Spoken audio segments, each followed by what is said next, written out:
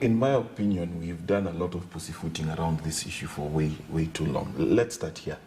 Number one, the 11 MPs need to tell us whether they're MPs of Kenya or MPs of Somalia. Let's just be very clear. This idea that a lot of leaders from the north can write on Twitter as though they belong to Somalia more than Kenya needs to stop.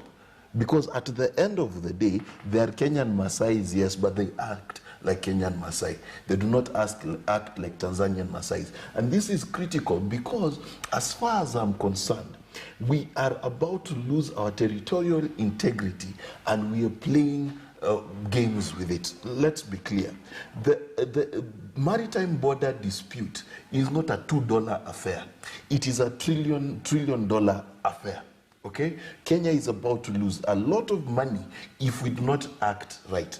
The fact that we've allowed Somali forces to come 3 kilometers into Kenya should remind us of the shifter wars. And let's not forget the mentality of a lot of the people who are in leadership in Somalia, Farmajo included, has not changed. If you go to Somali Twitter today, and I dare you to go, you will see where they've drawn them up. They've drawn them up, hiving out parts of Kenya as part of Somalia. And now you cannot face such people with kid gloves. We cannot react to that as though it is just a simple slap on the face. It cannot be. And that's why I agree with Dismas. Why these Somalis have not been taken back with their tails between their legs as it should be is beyond reason for me. They do not have international backing to get into Kenya. They do not have a reason to get into Kenya. And if it's a fugitive they're looking for, there are diplomatic channels to do so. But this allowance of that leaders from the north are somehow allowed to fraternize with people like Farmajo, who has clearly indicated that he is an enemy of Kenya, is wrong. Secondly, those MPs should tell us, what did they gain from going there? Did they receive money from a foreign government?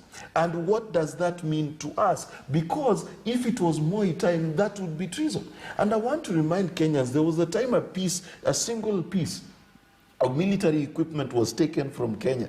Moi did not come with these funny statements you are giving now. He told them, I've given you X number of days, bring those things or else you'll see. Because the only way to handle Somalia, and if we remember the shifter wars and the ideology that Farmajo has right now, we have to play it tough. And that is why our support for Madube and the Jubaland regime has to be unequivocal. Because if Madube is on the wrong side of Farmajo, then he's on the right side of us. That's how diplomacy is done. Right. The enemy of my enemy is my friend. So let's be clear. Also, Jubaland sits on the place where the border is disputed. If I was president, I would have gone much further and actually claimed that Jubaland as part of Kenya, so that now we fight over Jubaland while they fight over the sea. That is the kind of hardball diplomacy we need to play. This thing of writing letters to them and asking them nicely to stop doing bad things shall only create a ticking time bomb, as has been